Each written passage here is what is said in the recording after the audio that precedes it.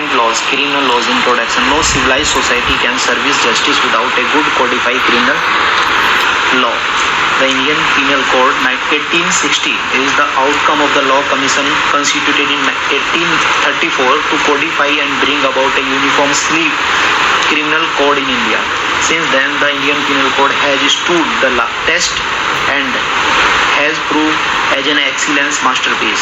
But with shift of the emphasis in modern criminal jurisprudence from punitive aspects to reformative aspect, there is a need to bring considerable change in the code to match the aim of the contemporary society. The Indian criminal law basically consists of the Indian Penal Code 1860 and the Criminal Procedure Code 1973. The Indian Penal Code is more of a subjective nature, while the Criminal Procedure Code is that of adjective nature. All offence mentioned in the IPC is to be investigated, trial and dealt as per the provision of the Criminal Procedure Code. The Indian Evidence Act 1872 further is a kind of the supportive law which help in ascertaining the fact during any criminal or judicial inquiry under Criminal Procedure Code. Questions. The Indian Penal Code was enacted 1859, 1740, 1860, 1973.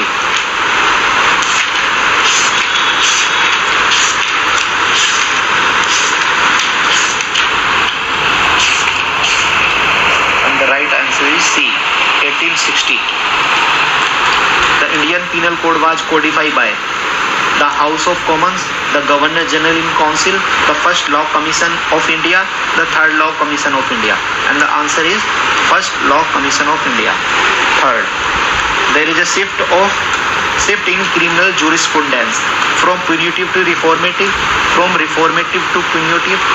C, no change from punitive to more stringent. And answer is from A, from punitive to reformative. The Indian Criminal Code contain of IPC and CRPC, IPC and evidence law, IPC and contract law, none of the above. And answer is A, IPC and CRPC. These are criminal law. 5. The Code of Criminal Procedure was enacted in the year of 1925, 1860, 1973, 1974, and answer is 1973. The Criminal Procedure Code is code of the adjective nature, declarative nature, subjective nature, and commercial nature. And answer is A, sub-adjective nature. The Indian Evidence Act 1872 help in departmental inquiry, judicial inquiry, police inquiry, none of above. And answer is judicial inquiry. The mental element in crime. Mental element in crime. Intention. Intention is the purpose or design with which an act is done. Proving intention means taking into account the probable effect of the person conduct. The burden of proving intention is lie upon the prosecution. PP. Motive. Like intention, motive is also the state of mind. Motive is something which helps a man in forming an intention. An act which is lawful does not become unlawful on account of motive which dictates mens rea. There can be no crime, large or small, without an evil mind, is a maxim which succinctly explain the doctrine of mens rea. The essence of an offense is the wrongful intention without which it cannot exist. It means guilty mind. According to the principle of English criminal law, a person with innocent mind cannot commit a crime. The Latin maxim goes, actus non facit rexam nisi mens sit rea. The intent and act must both occur to constitute the crime. Intent and act must both concur to constitute the crime. The doctrine of the mens rea is essential in every offence except in revenue case, public nonsense, criminal case in form of enforcing a civil right. There are only three conditions where the mens rea does not apply: revenue case, public nuisance, criminal case in form of the enforcing a civil right. Knowledge refer to concise awareness of the certain fact. It is awareness of the circumstances in which actor act, and it is also aware of its consequence. It is a state of mental realization. Every individual is bound to know, presume to know, and ought to know the natural and the probable consequence of this act. Mistake of law. Mistake or ignorance of the law is no excuse. No one can infringe the law of the land under the presumption that he was ignorant of the criminal law of the land. The maxim ignorantia juris non excusat, ignorance of the law excuse none, admit no exception. Thus, mistake is a point of law in crime cases in no defense. Mistake of fact. Under the penal code, the mistake be one of the fact and not of law. If a person intending to do a lawful act by mistake commit that which is unlawful, said not be guilty of the act. But if an act is unlawful in its very nature, mistake of fact cannot be claimed. In the case of theft,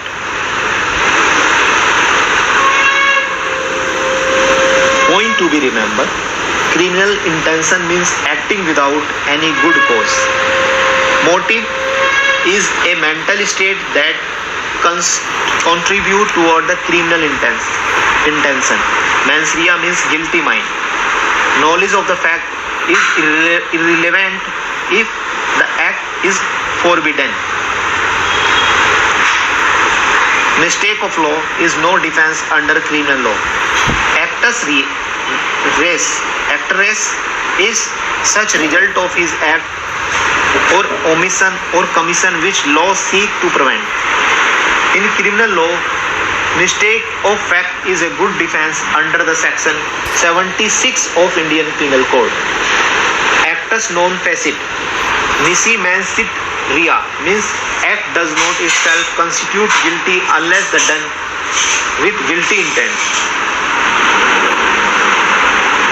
Question: criminal intention is used as a synonym for mistake of fact, mistake of law, mens rea, none of above. And answer is C, mens rea. 9. Criminal intent means an act done without just cause, done with just cause,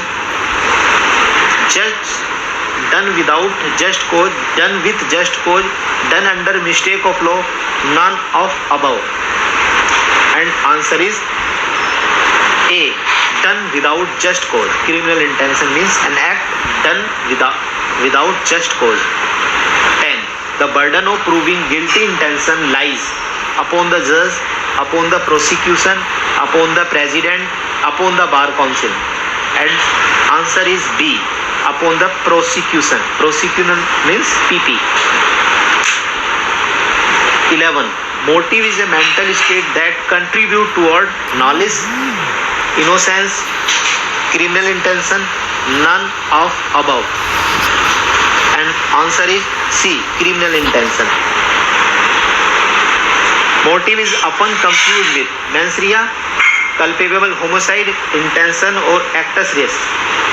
And answer is C, intention. Unlawful act done with good motive can be excused, is irrelevant cannot be excused, none of the above. And answer is C, cannot be excused.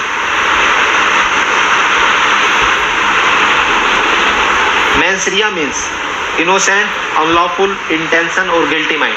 And answer is D, guilty mind. A person with innocent mind can commit a crime, is ignorant of law, cannot commit a crime, none of the above. And answer is C, cannot commit a crime. Mens rea is a Greek magazine, Latin magazine, French magazine or English magazine. And answer is B, Latin magazine. Doctrine of mens rea is essential in public nuisance case, revenue case, environmental law case, none of above. And answer is none of above. If the act is forbidden, knowledge become essential, immaterial, supportive or doubtful. And answer is B, immaterial.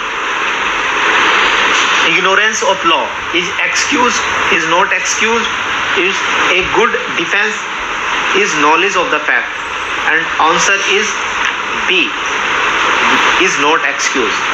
Mistaken of the law is defense in civil case, revenue case, criminal case or none of the above. And answer is none of the above. Mistaken of the fact is other than mens rea, intention, mistaken of law, or knowledge of the fact. And answer is C, mistaken of law. If an unlawful act is done under the mistake of fact, a person is guilty, person is not guilty, person has good defense, none of the above. And answer is the C, person has good defense.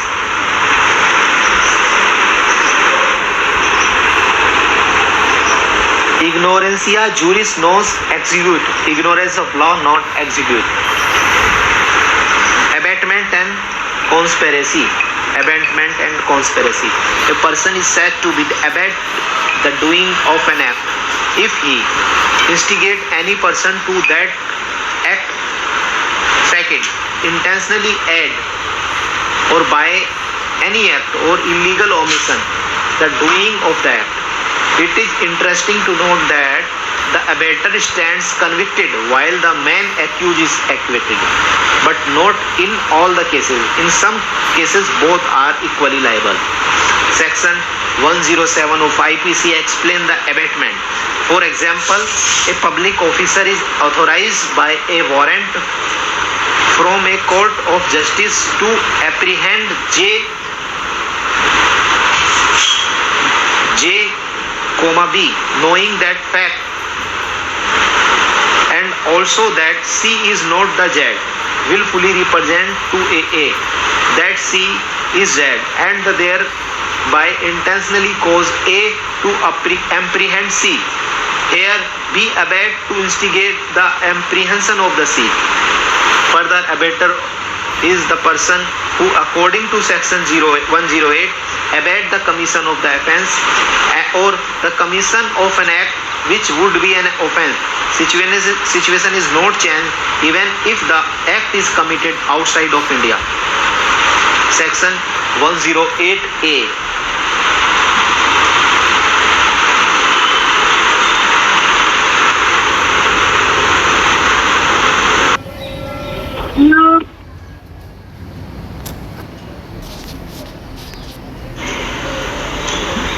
Criminal conspiracy. Criminal conspiracy. It is a criminal conspiracy. It is a substantive offense. According to the section 120A, when two or more persons agree to do an illegal act or an act which is not illegal by illegal means commit an act of conspiracy, it is not important that the conspirators must have known each other. A single person can be tried and convicted for the offense. Section 120B provided for the punishment of the criminal conspiracy ranging from 6 months to the 2 years or more. The punishment is rigorous if the conspiracy involved a serious offense. Conspiracy has treated as a continuing offense. Points to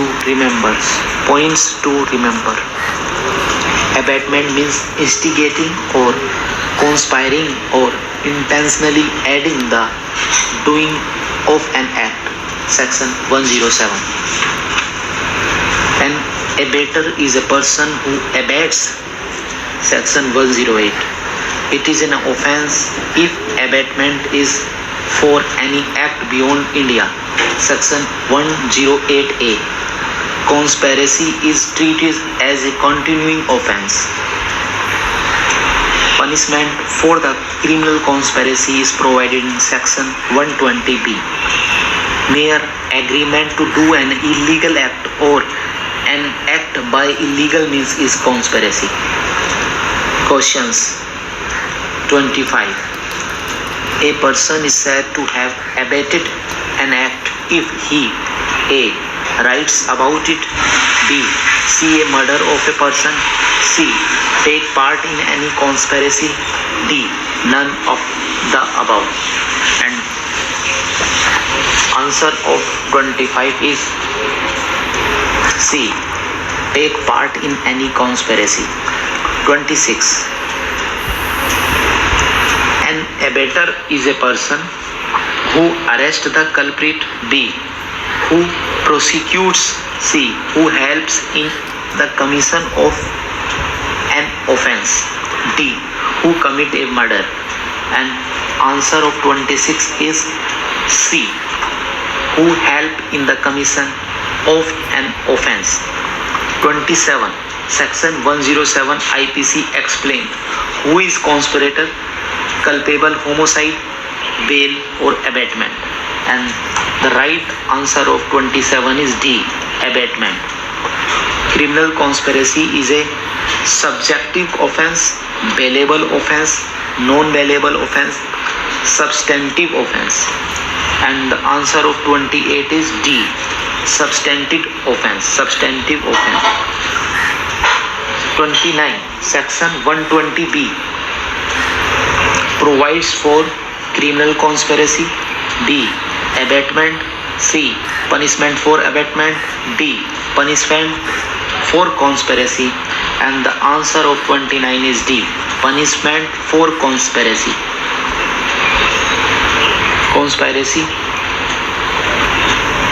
Next, offense affecting the human body.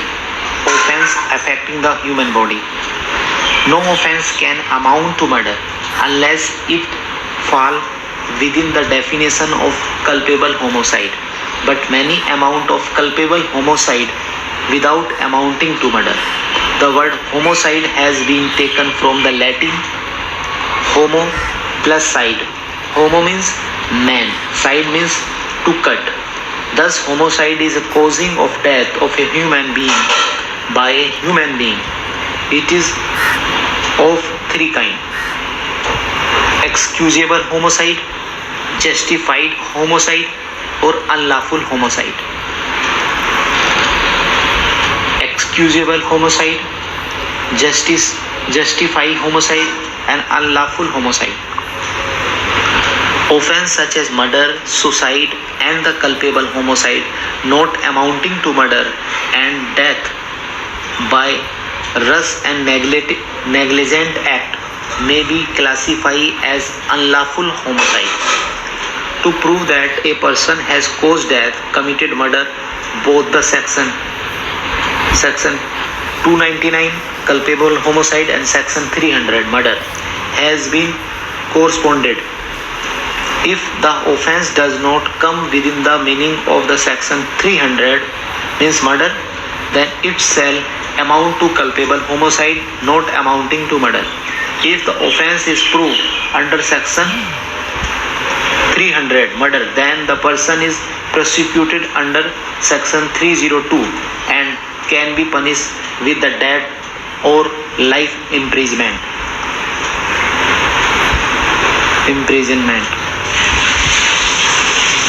Whereas if proved under section 299 culpable homicide, then the punishment is under section 304. There are certain exceptions to the offense of murder. Culpable homicide is not murder if done under the provocation, in private defense, by a public servant, or a sudden fight, or with the consent of the deceased dead person. Suicide. Committing suicide simply means ending one's own life. Section 309 IPC provides for the punishment for attempting suicide. Points to remember. Homicides means homo plus sides means death of a human being by a human being. Section 299 define culpable homicide, while section 300 define murder. Punishment for culpable homicide not amounting to murder is under section 304, while the murder is prosecuted under section 302. Section 309 explain attempt to suicide. Question based on this. Question number 31. Homicide means death of a human being caused A. by a motor vehicle, B. by a human being, C. by some kind of animal, D. none of the above. And answer of this question is B. by a human being. Section 299 IPC provides for A. murder, B. theft, C. suicide, D. culpable homicide. And the answer of 32 is D. culpable homicide. 33. No offense can amount to murder unless it fall within the definition of culpable homicide, but may amount to A. culpable homicide amounting to murder, B. suicide, C. culpable homicide not amounting to murder, D. none of the above. And answer of 33 is C. culpable homicide not amounting to murder. Question number 34. Homicides means A. justify homicide, B. unlawful homicide, C. both A and B, and D. none of the above. And answer of 34 is C. both justify homicide and unlawful homicide. Question number 35. The offense of murder is defined in A. section 298, section 299, section 302 and section 300. And the answer of 35 is D. section 300. Section 302 relate to punishment for theft, B. suicide, C. punishment for culpable homicide, D. punishment for murder. And answer of 36 is D. punishment for murder. 37. Question number 37. Punishment for culpable homicide is in A. section 299, B. section 301, C. section 304, D. section 305. And the answer of 37 is C. section 304. Question number 38. Culpable homicide is not murder if done under A. frustration, B. good intention, C. grave and sudden provocation, D. none of the above. And the answer of 38 is C. grave and sudden provocation. Question number 39. Section 309 IPC provides for the punishment for attempting A. culpable murder, D. suicide. And the answer of 39 is D. suicide. 40. According to the recent Supreme Court judgment, right? A.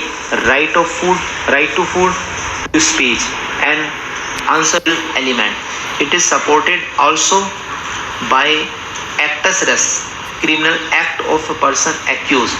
It is not important that death must have occurred. Simply attempt 9. Section 309 IPC provides for the punishment for attempting A. Culpable homicide, B. Extortion, C. Murder, D. Suicide. And the answer of 39 is D. Suicide. 40. According to the recent Supreme Court judgment, right to life include A. Right to food, B. Right to work, C. Right to shelter, D. Right to speech. And answer of the question number 40 is C. Right to shelter. Next, criminal attempt. It is an intentionally preparatory action which fail in its object. Attempt to murder has been defined under section 307, while mens rea, mental element, is essential element. It is supported also by actus reus, criminal act of a person accused. It is not important that death must have occurred. Simply attempting to do act is sufficient to bring an offense within the meaning of this section. Section 308 define attempt to commit culpable homicide. Points to remember.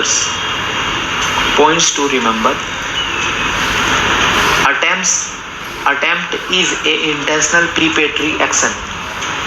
Next, section 307 define attempt to murder. Next, attempt to murder constitute both mens rea and actus rea. Next, attempt to culpable homicide is defined in section 308. Question on the base of the criminal attempt. 41. Attempt. A. Intentional beating. B. Conspiracy. C. Intentional preparatory action. D. None of the above. And the answer of 41 is C. Intentional preparatory action. Question number 42. Section 307 provides as to what is A. Attempt to suicide, B. Attempt to culpable homicide, C. Attempt to murder, D. Attempt to criminal breach of trust. And the answer of 42 is C. Attempt to murder. Question number 43. The essential element in attempts to murder are A. Actus reus, B. Mens rea, C. Both A and B, D. None of the above. And the answer of 43 is C. Both actus reus and mens rea. Question number 44. Attempt to culpable homicide is led in. Attempt to culpable homicide is led in A. Section 306, B. Section 307, C. Section 308, D. Section 309. And the answer of the question number 44 is C. Section 308. Next, theft and extortion. A person is said to commit theft who, with the intention of taking dishonestly any movable property of the owner possession, takes that property without his consent. This is defined in section 378. Punishment for the theft is given under the section 379. It is interesting to note that even if the things is removed temporarily with dishonest intention is amount to theft.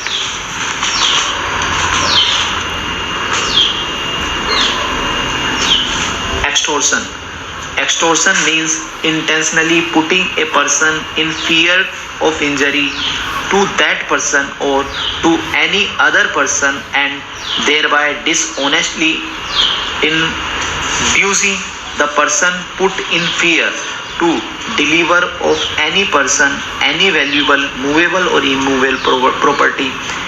It is laid down in section 383. While robbery is a aggravated form of the theft or extortion. Extortion means intentionally putting a person in fear of injury to that person or to any other person, that thereby dishonestly inducing the person put in fear to deliver to any person any valuable movable or immovable property. It is laid down in section 383, while robbery is a aggravated form of the theft or extortion. Points to remember. Theft is taking away of a thing with dishonest intention without owner's consent. Section 379. Next, even temporary taking constitute theft. Next, extortion is disobeying a person of his property by putting him under fear. Section 383. Robbery is a aggrieved form of the theft and extortion. Question 48. Question on the base of this portion and the question number 45. Section 379 related to A. Theft, B. Extortion, C. Robbery, D. Dacoity, and the answer is 45 is A. Theft. Question number 46. If theft removal of property is A. If the things is removed temporarily, B. Without owner consent, C. Without police consent, D. None of the above, and the answer of 46 is B. Without owner consent. Question number 47. Even if the thing is removed temporarily with this dishonest intention is amount to A. No offense, B. Robbery, C. Theft, D. None of the above, and the answer of 47 is C. Theft. Question number 48. Extortion means taking of a person property by putting him under A. A contract, B. Good humor, C. Fear, D. Humiliation, and the answer of 40D is C. Fear. Question number 49. Extortion is for A. Movable property, B. Immovable property, C. Both movable and immovable property, D. None of the above, and answer of 49 is C. Both A and B. Means movable property and immovable property is called extortion. Next, 50. Question number 50. Section 383 provides for A. Theft, B. Murder, C. Extortion, and D. Dacoity, and the answer of is question number 50 is C. Extortion. 383 is for extortion. Question number 51. Robbery is aggravated form of A. Rioting, B. Theft, C. Extortion, D. Both B and C, and the answer of 51 is D. Both B and C, theft and extortion. Next, the law of the tort. First, nature. An act twisted, crooked, which is not straight and lawful, is tort. The word tort is derived from the Latin word tortum, meaning twist. Tort is such a wrongful act whereby the wrongdoer commit the breach of a legal right vested in some individual. Though tort is a civil wrong, but all civil wrong are not tort. Only those civil wrong which do not fit in any defined category of the civil work are tort. In tort, damages are unliquidated. The torts damages are unliquidated.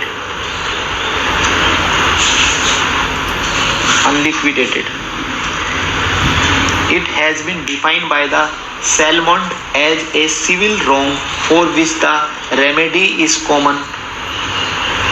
Remedies is a common law action for unliquidated damage and which is not exclusively the breach of the contract or a breach of trust, other merely equitable obligation.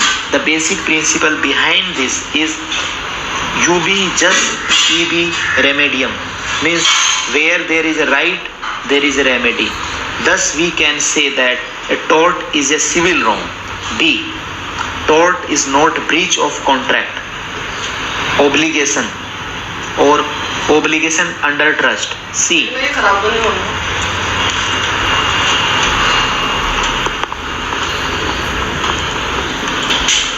Thus we can say that tort is a civil wrong.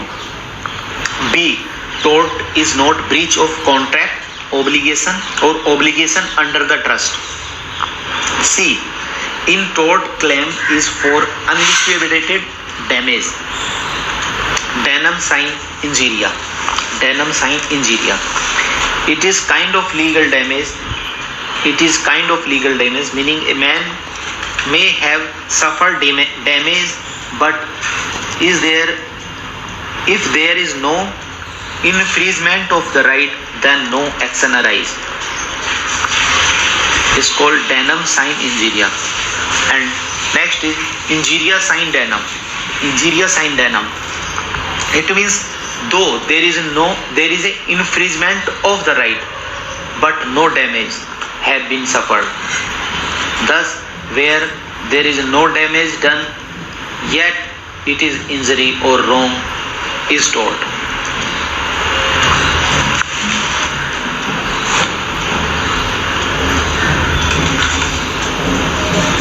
Points to remember. Tort is a Latin word which means wrong. It is derived from the Latin word tortum, which means twisted. Basic principle is ubi jus ibi remedium. Ubi jus ibi remedium means where there is right, there is remedy.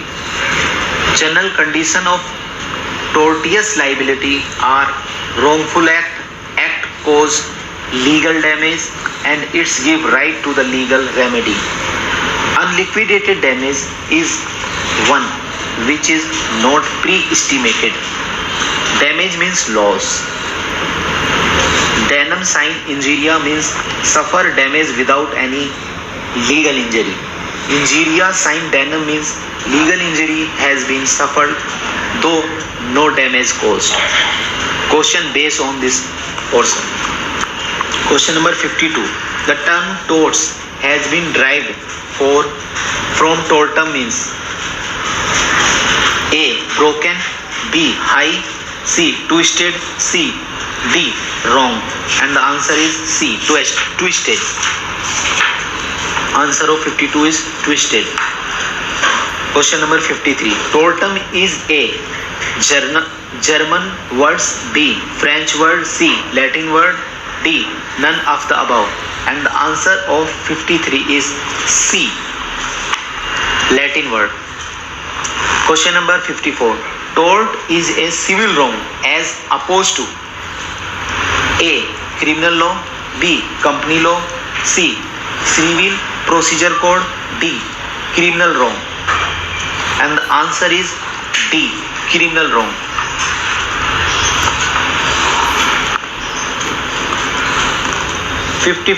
Question number 55. The term ubi jus ibi remedium means A. What is wrong is wrong. B. One who commit offense should not be protected. C. Where there is right, there is a remedy. D. None of the above. And answer of question number 55 is C. Where there is a right, there is a remedy. Question number 56. General condition of tortious liability is A. Wrongful act. B. Act causing legal damage. C. It gives a right to legal remedy. D. All of the above. And the answer of the question number 56 is D. All the above. General condition of tortious liability is wrongful act causing legal damage. It gives right to the legal remedy. Question number 57. Denham sign injuria stand for A. Injury without damage. B. Damage without injury. C. Actionable claim. D. Both B and C. And the answer of the question number 57 is B. Damage without injury. Question number 58. Injuria sign Denham means A. Causing accident. B. Injury without damage. C. Wrongful act. D. None of the above. And the answer of 58 is D. Injury without damage. Question number 59. In tort, there is a claim for A. Liquidated damage. B. Unliquidated damage. C. Criminal punishment. D. Judicial review. And the answer of the question number 59 is B. Unliquidated damage. Next, general defense. General defense. There are certain defenses provided against the tortious liability. There are Voleni non fit injuria. Voleni non fit injuria. Voleni non fit injuria means that no man can enforce a right which he has voluntarily waived or abandoned. The consent may be expressed by the word or implied by conduct, which consent must be free.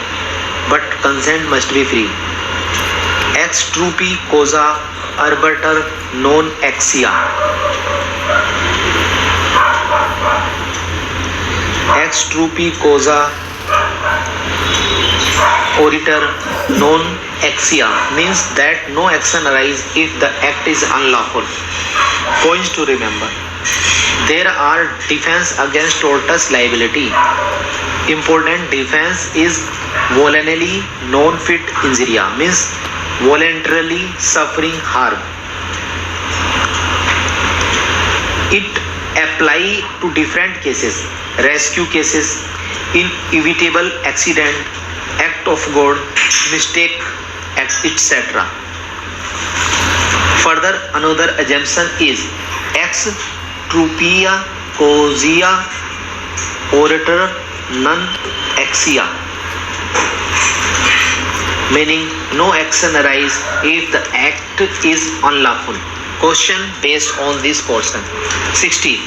Voluntary non-fit injuria means A. It constitutes illegal injury. B. It is actionable. C. Harm suffered voluntarily. D.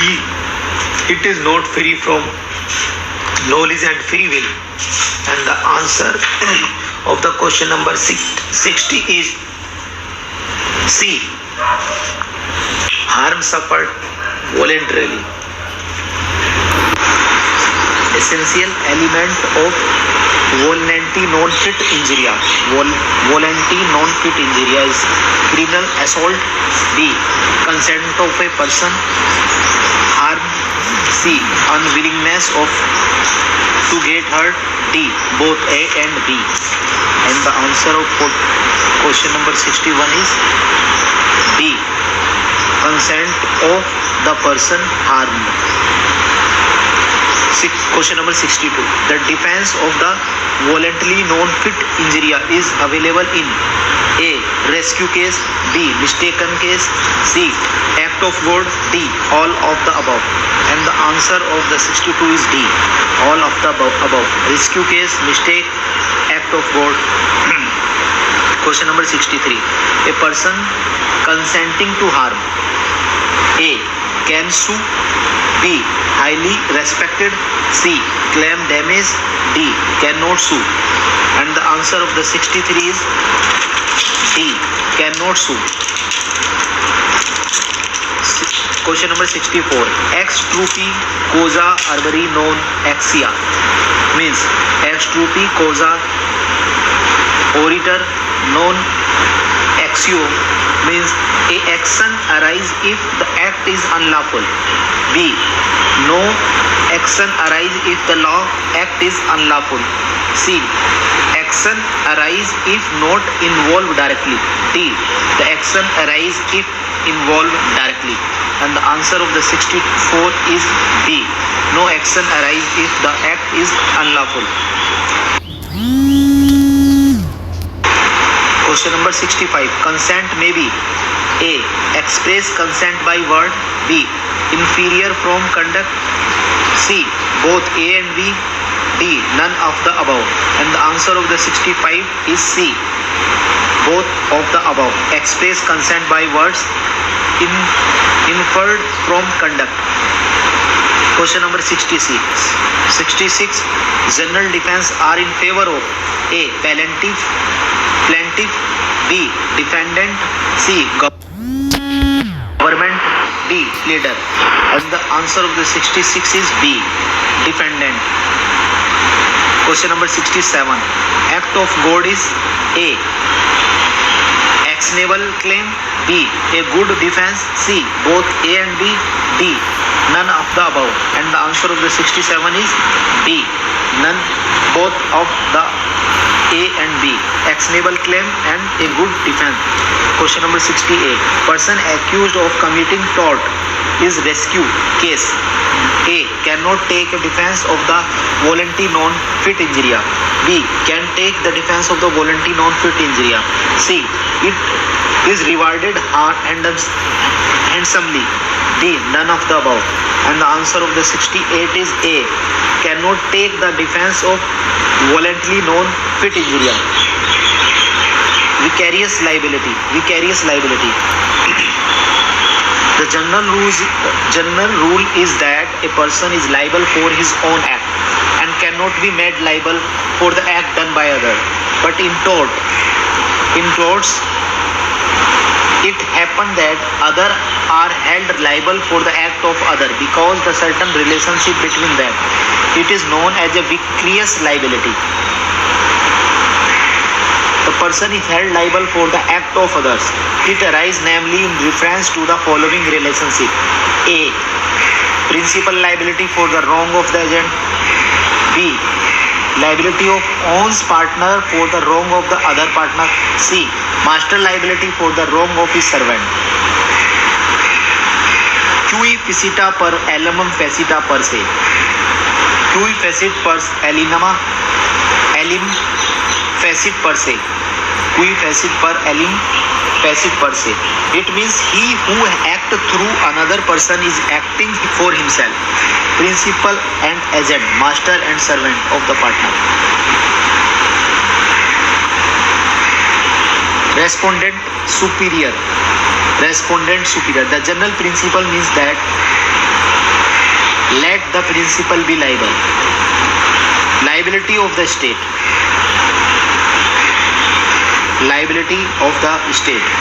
Article 300 of the Constitution provides that the union as well as the state government are justice person and can be sued in their respective name. Thus, the position appears similar to pre-Independence Day, that of the state being liable for its servant act done while performing non-state function or duty. But no liability arises in case where the action arises due to the performance of state duty or function. Point to be remembered. Vicarious liability means responsible for the act of other. It is especially seen in relationship between master servant, principal agent, between the partners. Quasi facit per elinum facit per se means the who act through another person act for himself. Respondent superior means let the principal be responsible for or liable. Article 300 of Indian Constitution provides that the state can sue in the name and in its name. State perform both sovereign as well as the non-sovereign function. It can be held responsible for the sovereign function. Question based on this article. 69. Vicariously liable means responsible for the act of another. B. Responsible for the one's own act. C. Not responsible for the act of another. D. None of the above. And the answer of the question number 69 is A. Responsible for the act of another. Question number 70. A master is vicariously liable for his agent. B. Servant. D. C. Partner. Both of above. B and C. And the answer of the 70 is B. Servant. Next question 71. Quasi-facit per elim facit per se means to act independently. B. He who act through another act for himself. C. Let the principal be liable.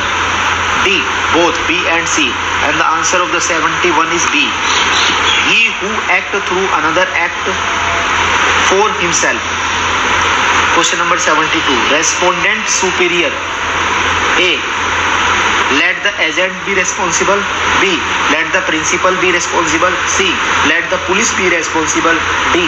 Let the partner be responsible. And the answer of this is B. Let the principal be responsible. Question number 73. The state can be sue or can sue in its own name. This has been laid down in A. Article 32. B. Article 205. C. Article 299. And D.